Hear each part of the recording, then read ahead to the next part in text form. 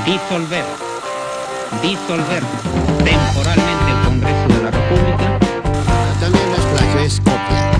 ¿Copia dice? Es terrible, ¿ah? Qué hombre visionario ese cojudo. Sí me declaro inocente, totalmente inocente. Hola, soy Pedro Salinas y esto es Rajes del Oficio. Hoy día vamos a conversar con el doctor Francisco Tudela, destacado y aguzado analista internacional sobre el tema del año, la invasión de Rusia a Ucrania. Doctor Tudela, bienvenido al programa. Bueno, Pedro, muy buenos días y muchas gracias por la invitación. Encantado de estar en tu programa. Y encantado de tenerlo a usted, sobre todo en un día como este, en el que Putin decidió finalmente invadir con todo a Ucrania. ¿Cómo hemos llegado a esta situación? Bueno, yo creo que esa situación empezó el 2013 con las gigantescas manifestaciones en Euromaidán, porque había firmado Ucrania unos acuerdos con la Unión Europea de carácter económico, pero que abrían una puertita a la posibilidad de entrar al sistema de defensa europeo y a la OTAN. Y entonces esto fue altamente perturbador para Moscú y Yanukovych, llegado el momento de firmar estos acuerdos, no quiso. Era un gobernante autócrata y prorruso, ¿no? Correcto, y hubo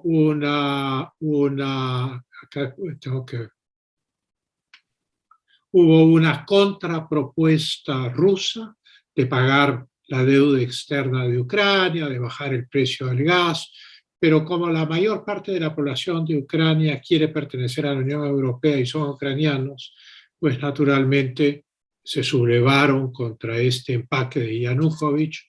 Los americanos intervinieron, se generó un golpe de Estado, huyó Yanukovych a Rusia y se sublevó Crimea, que efectivamente tenía mayoritariamente población rusa, y parte de dos provincias en el este, que era Donetsk y Lugansk, donde también habían enclaves rusos. Entonces, acá hay el problema de las fronteras arbitrariamente trazadas, como después de la Segunda Guerra Mundial, en que se desguazó al Imperio Alemán, al Imperio Austrohúngaro, etc. Al Imperio Otomano nacieron los países árabes, Yugoslavia, los países de Europa Central, y hoy Checoslovaquia se ha dividido en República Checa, República Eslovaca, en fin, Yugoslavia estalló una guerra civil horrorosa y hoy hay 6 países donde antes había uno. Hemos visto lo que ha pasado en Irak y en Siria. Todos esos problemas nacen de que un tipo con un mapa y una crayola desde arriba y sin consultar a los interesados dibuja un mapa. Pero lo mismo ocurrió en la Unión Soviética. Lenin movió el tema de las nacionalidades. Ucrania y Rusia estaban unidas desde el siglo XVII, pues movió el tema de las nacionalidades se agitaron, los bolcheviques no sabían qué hacer con ellas, y entonces se encargó a Stalin crear el sistema federal. Stalin creó un sistema federal con la Constitución del 24, se perfeccionó con la Constitución del 36, y esto devino en la URSS, en la Unión de Repúblicas Socialistas Soviéticas, una federación de pueblos que antes estaban unidos en la persona del zar, pero ahora en teoría tenían autonomía, pero en la práctica había el concepto del centralismo democrático. Entonces, el Partido Comunista, que estaba en todos estos estados, era el verdadero poder, y a eso se llamaba el centralismo democrático, y de autonomía nada, era simplemente lo que decía el Politburó. Y el ejemplo más claro es el traspaso de Crimea a Ucrania. Eso lo hizo Khrushchev en los años 50 porque le dio la gana y porque 10 tipos sentados en el Politburó, a pesar de que la Constitución de la República Federativa Soviética de Rusia lo prohibía, porque el territorio era inalienable, igual que nuestra Constitución, pues le regalaron Crimea a Ucrania un poco para compensar el genocidio que los bolcheviques habían cometido en Ucrania y que le había costado la vida a 7 millones de personas, que los ucranianos llaman el Holodomor en los años 30. Nadie consultó a los rusos sobre el traspaso de Crimea, ¿no? Y entonces, naturalmente, todos estos cambios geográficos y luego enclaves rusos por razones de trabajo, de explotación industrial, etcétera, en el este de Ucrania, pues devinieron un problema al derrumbarse la Unión Soviética, crearse la Comunidad de Estados Independientes y nacer a la vida independiente estos países que antes estaban controlados por el Partido Comunista, cuyo federalismo era ficto, pero ahora devenían real. En 1989, y con esto acabo, Gorbachev y Bush padre se reúnen en un crucero en Malta y, según entienden los rusos, Bush padre le da garantías a Gorbachev de que la seguridad de Rusia no va a ser amenazada. Esto entienden los rusos, que es la no expansión hacia el este de la OTAN. James Baker, el mismo año, o el año 90, declara ni una pulgada hacia el este, el secretario de Estado norteamericano, lo mismo. Pero se derrumba la Unión Soviética en el año 91, llega Yeltsin al poder, la hiperinflación se come a Rusia, Rusia queda completamente débil, y frente a la desintegración de la Unión Soviética, naturalmente, todos los Estados Unidos y sus aliados, la OTAN, olvidan estas conversaciones que habían tenido con la Unión Soviética, y naturalmente los países de Europa Central y de los Balcanes, como Rumanía, como Hungría, como Bulgaria, etcétera, la República Checa, Polonia, que habían sufrido mucho bajo la opresión soviética desde 1945 hasta 1989, querían formar parte de la OTAN. Entonces la OTAN se expande rápidamente hacia el este. Pero esto incluye a los países bálticos que habían formado parte de la Unión Soviética. Y entonces esto es un golpe para los rusos.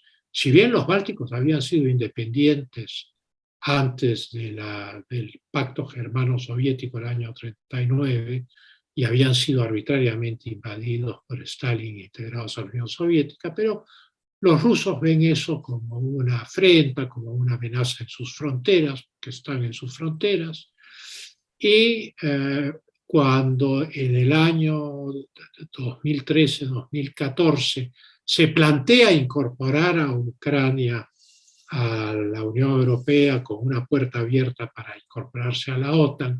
Esto es visto en Rusia como una amenaza mayúscula, porque si la OTAN se instala en Ucrania, está a unos cuantos kilómetros de Moscú, todo el dispositivo, ahí es una llanura, no hay obstáculos naturales significativos, entonces Rusia se siente muy amenazada, ya los americanos habían instalado misiles en Polonia y en la República Checa, y entonces eso ha llevado a la situación de hoy.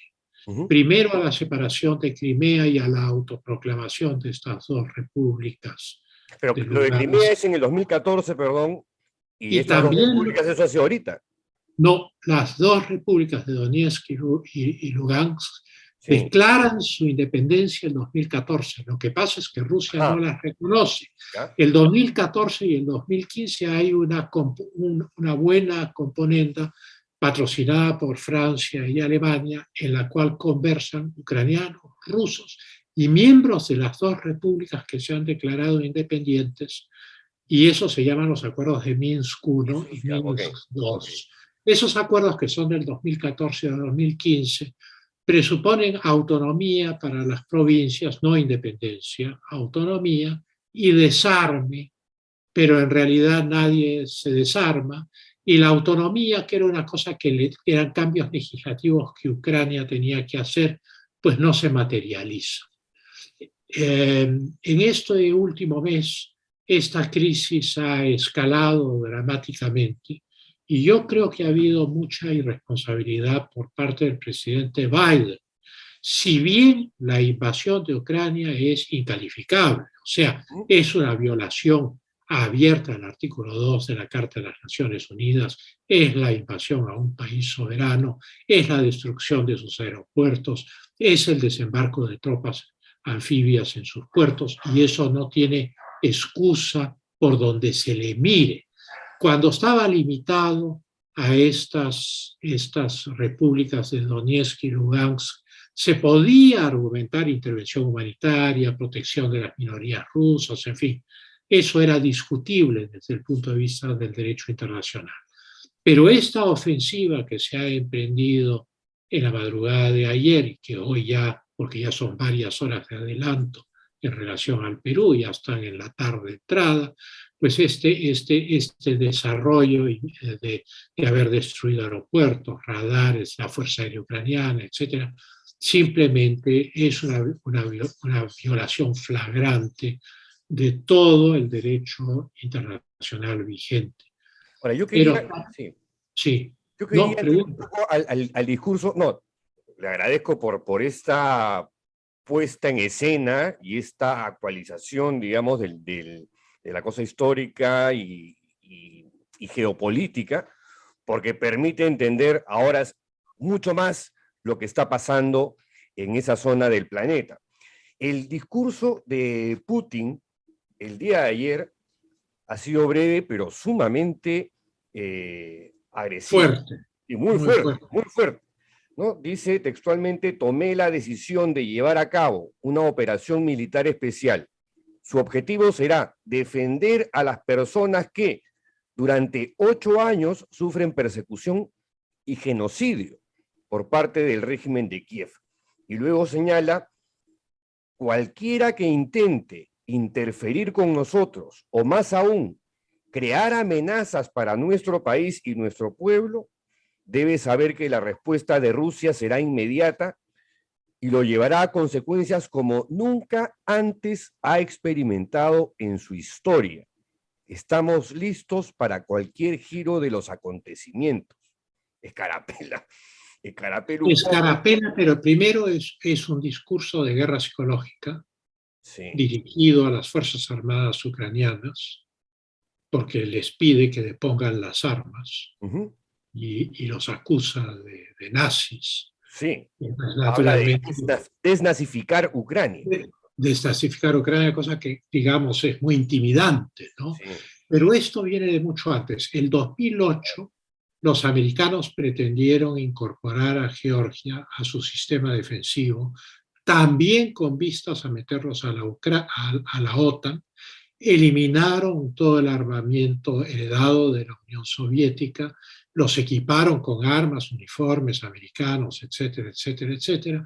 Y cuando Georgia se sintió fuerte, ocupó 2 provincias georgianas, pero con minorías rusas, igual a lo que está pasando ahora en Abjasia y Osetia del Sur. Esto es el 2008, hace de estos 13 años.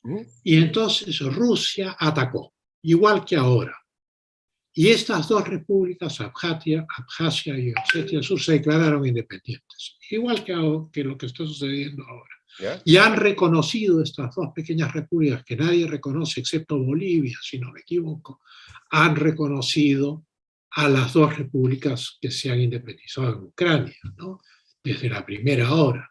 ¿Qué significa esto? Que Rusia desde entonces se dio cuenta que los Estados Unidos mantenían la OTAN ya no por razones ideológicas de una lucha entre el capitalismo y el comunismo, sino por razones geopolíticas del control de Europa entre 2 potencias sin que la ideología cuente para nada.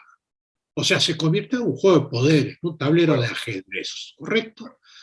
Y entonces Rusia empezó a preparar una nueva visión, que es la visión euroasiática. La teoría euroasiática fue desarrollada extrañamente por los rusos blancos en el exilio, que sentían que Occidente los había traicionado a luchar contra el bolchevismo, que los había dejado colgando y habían perdido. Pero ahora Putin ha adoptado la doctrina euroasiática y varios de sus asesores lo dicen abiertamente, y de ahí la unión con China. Entonces Rusia ha ido preparando desde entonces, en esta última década o más, en estos últimos 15 años, Este conflicto ha creado la Comunidad Económica Euroasiática, a la cual ha incorporado a todas las repúblicas del Asia Central, ha firmado el Tratado de Cooperación de Shanghái con la China, ha estado realizando maniobras anuales militares con la China y ha estado integrándose a un gran bloque euroasiático que va hoy desde Ucrania hasta el estrecho de Bering y que incluye a la China, a Corea del Norte, indirectamente a estados incluso que están con Occidente, porque el comercio entre la China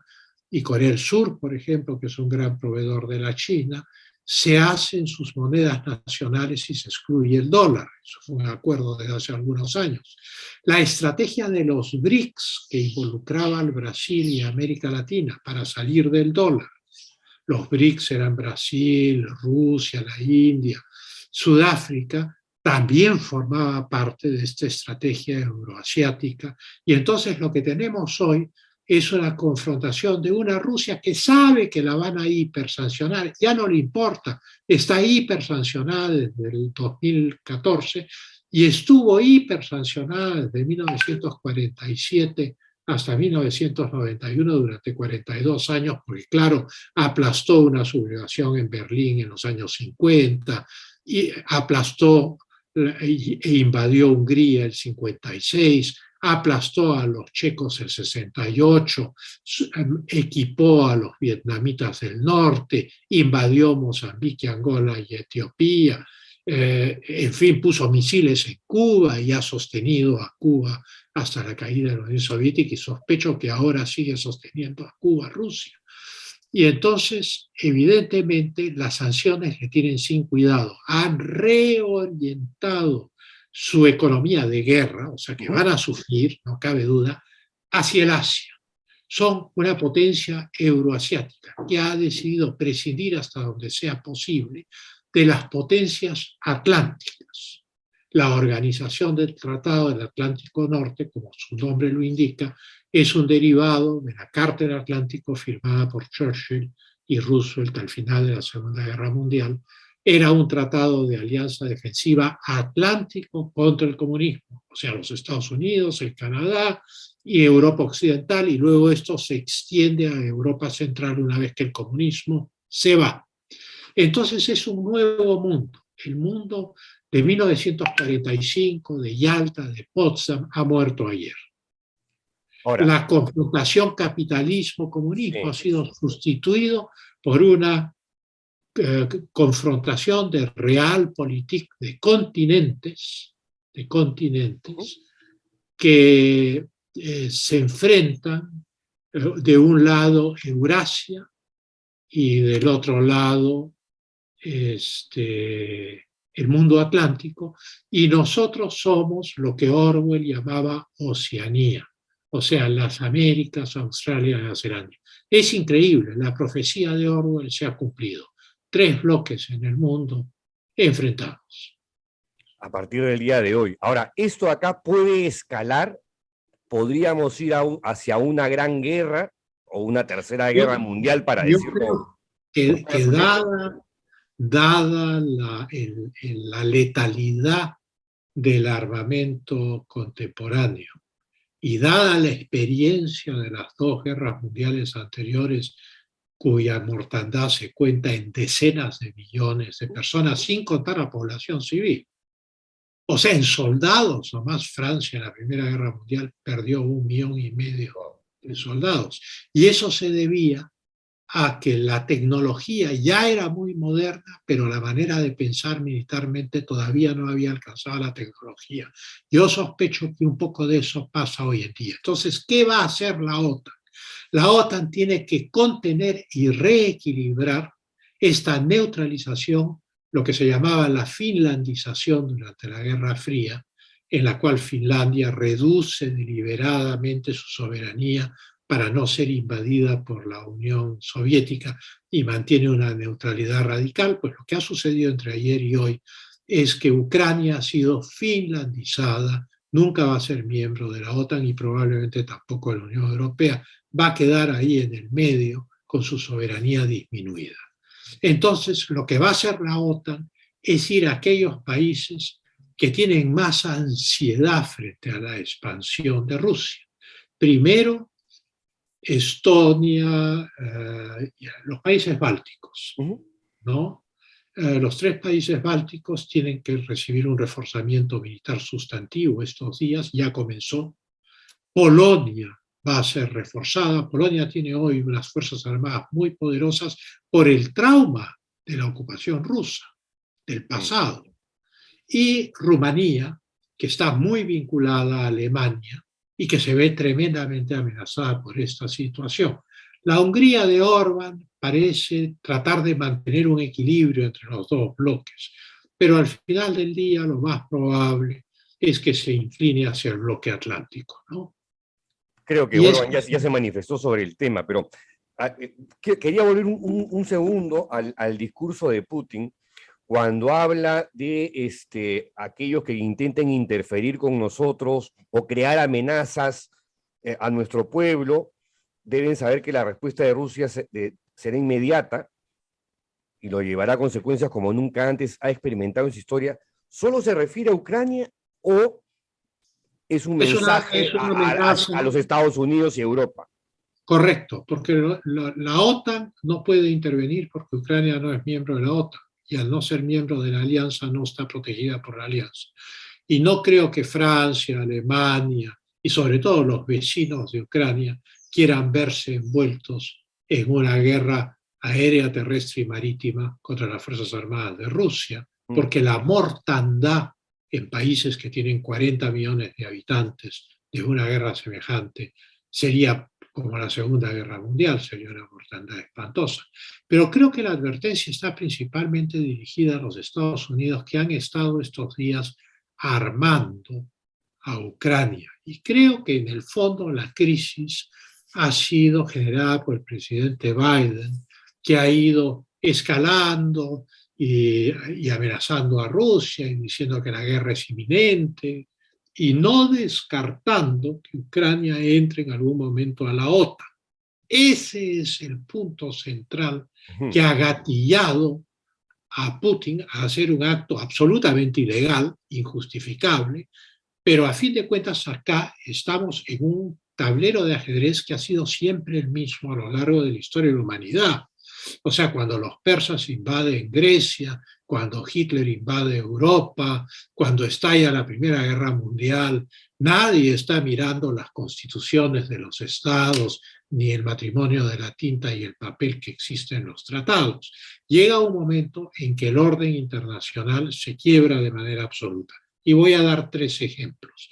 La primera gran ruptura del orden internacional fueron las guerras de religión en Europa.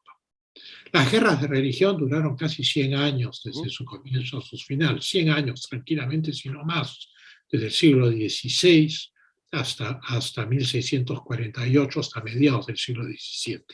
Murieron millones de europeos. Se calcula que la mitad de Alemania en esa época fue muerta por la guerra de los 30 años. O sea, una cosa dantesca la guerra de religión.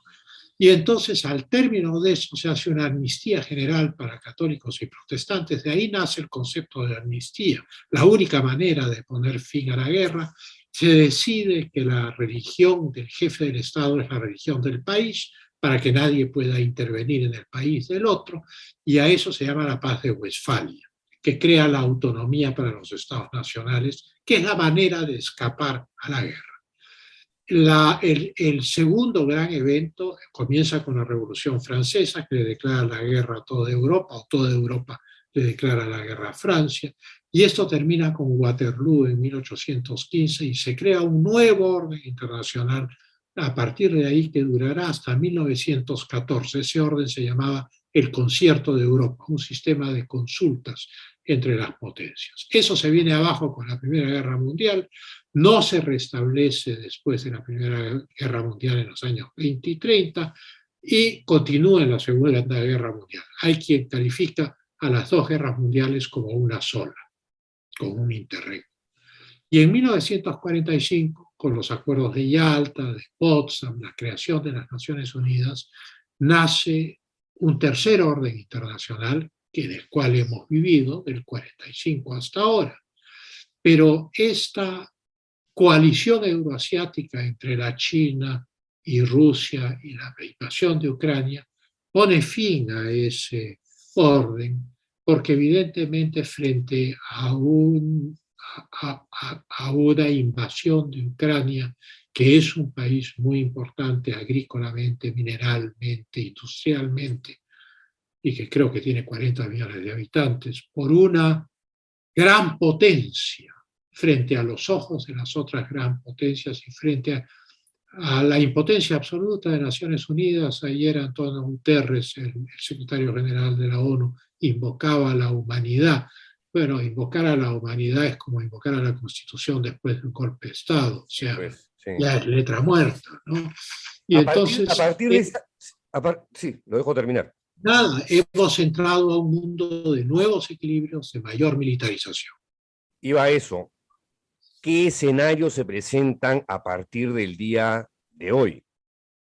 Se presenta un ajedrez global que no solo incluye a Ucrania y a Europa en esta contención, porque evidentemente tropas de la OTAN van a tener que moverse a las fronteras de Polonia, de los países bálticos, de Rumanía. Va a haber que aumentar los presupuestos de defensa europeos por lo menos hasta el 5% del PBI, sino que el mismo problema existe en el Asia respecto a la expansión de la China en el mar del sur de la China, Taiwán, las islas Spratly, etcétera, ¿no? Y hay una gran batalla librada por el Foro de Sao Paulo en América Latina, y el Foro de Sao Paulo es respaldado por Rusia, la China e Irán. Entonces estamos frente a un escenario global. Nosotros no somos ajenos a lo que ocurre. El objetivo del Foro de Sao Paulo y del Grupo de Puebla es convertir a América Latina en una gran plataforma que va desde el Río Grande hasta el Estrecho de Magallanes, antiamericana, sobre la cual naturalmente pueden posicionarse en distintas capacidades los rusos, los chinos, los iraníes, como ya han hecho, por ejemplo, en Venezuela, o en Nicaragua, o en Bolivia, o en la Argentina, ¿no? Y entonces el objetivo de los patrocinadores del que son estas tres potencias, Rusia, China e Irán, y del CEO, del Chief Executive Officer de esas tres potencias, que es Cuba, en América, el que dirige esto intelectualmente, pues naturalmente es cambiar completamente el equilibrio de poder en las Américas y crear una amenaza real en las fronteras de los Estados Unidos. Haciendo una analogía, así como la OTAN se ha extendido hacia el este hasta tratar de llegar a las fronteras de Rusia, Rusia patrocina, junto con la China, junto con Irán, un movimiento de los partidos antiamericanos latinoamericanos para extenderse igualmente hacia las fronteras de los Estados Unidos. O sea, están replicando en América la expansión de la OTAN en Europa. O sea, están jugando Go, este juego japonés en el cual hay que ir volteando y acorralando al adversario en un gran tablero. Ahora, usted mencionaba al ajedrez, lo ha mencionado en más de una oportunidad en esta conversación, y ahora leyendo temprano un artículo de Madeleine Albright, la ex secretaria de los Estados Unidos, en el New York Times, titulado "Putin está cometiendo un error histórico". Ella recordaba, o decía, es importante recordar que la competencia preferida de Putin no es el ajedrez, ¿no?, sino el judo. Y lo describía cuando lo conoció como un hombre tan frío que parece casi un reptil. Y que está aplicando el manual de Stalin, ¿no? Madeleine Albright, a quien tengo el gusto de conocer, es muy antirrusa. Se nota.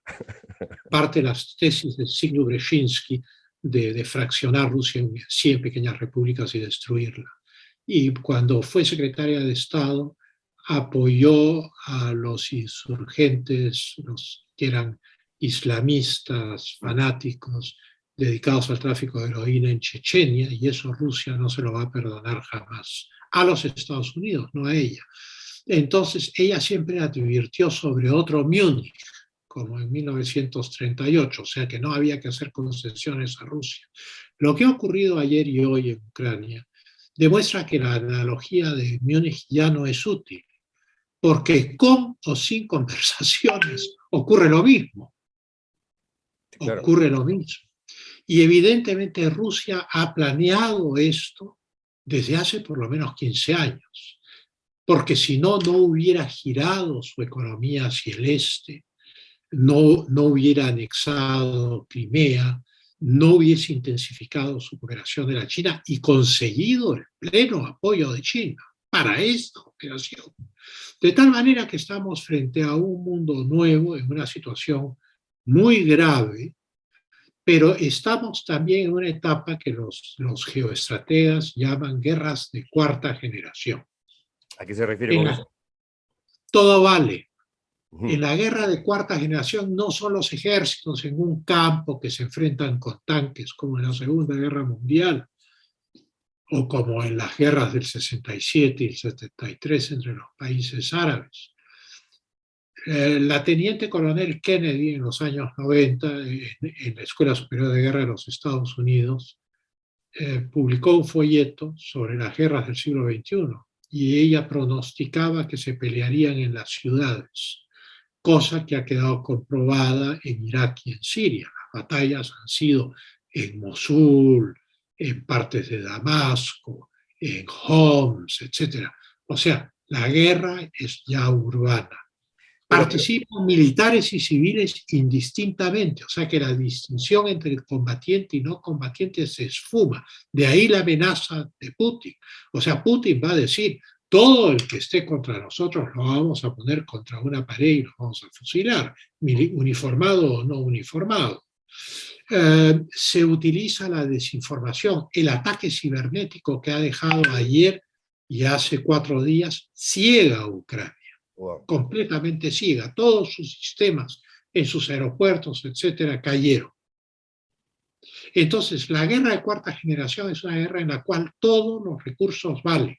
Se utilizan ejércitos convencionales y simultáneamente guerrillas, espías, saboteadores, civiles, mentiras en los medios de comunicación, historias enternecedoras, como en esta película con Dustin Hoffman y creo que Al Pacino, Wag the Dog. ¿Ah? Inventan una guerra, no me acuerdo, pero que claro, hace de productor. Entonces el manejo mediático también forma parte de la guerra de cuarta generación y es tan potente como un ejército. Los americanos han conocido este plan de ataque. Por ejemplo, el Center for International and Strategic Studies en Washington, que es un centro de estudios bipartisano, hace una semana publicó los mapas de las operaciones que entre ayer y hoy han tenido lugar. O sea, definitivamente los Estados Unidos han tenido inteligencia de lo que iba a suceder. Pero la pregunta es, ¿qué podían hacer? Y la respuesta es nada, porque 2 potencias, que cada una de ellas tiene 5.000 ojivas nucleares, pues no pueden enfrentarse directamente. El factor nuclear es un factor muy importante en lo que está sucediendo. Esa pregunta para mí es clave. O sea, ¿podría darse el escenario en que en algún momento a alguien se le ocurra apretar el botón para eyectar un misil atómico? Solo frente a una intervención de la OTAN y los Estados Unidos. O y sea, eso podría pasar. Por eso es que Biden ha sido, en relación a la magnitud de la invasión, ha sido moderadísimo en las sanciones que le ha impuesto a Rusia. Hasta ahora, después van a ir increyendo, ¿no? Alemania decidió no meterse, ni siquiera ha dejado que haya tránsito de armas por su territorio. O sea, nadie quiere recibir un misil hipersónico con 4 ojivas nucleares en su capital. Entonces, el factor nuclear es decisivo. Nadie se va a meter con Francia, que tiene su fuerza nuclear propia, que es la Force de Frappe. De Gaulle tuvo la visión de no quedarse en la OTAN y desarrollar al máximo su propia capacidad nuclear.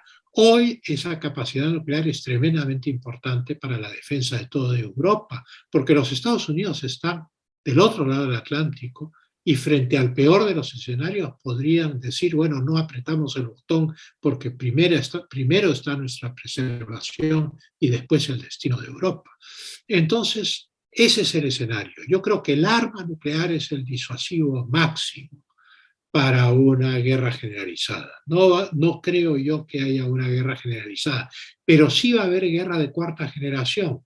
Guerrillas, saboteadores, espías, ataques cibernéticos, ofensivas mediáticas, ocupaciones parciales por fuerzas armadas convencionales de determinados puntos estratégicos. Todo puede suceder, pero solo hasta cierto umbral.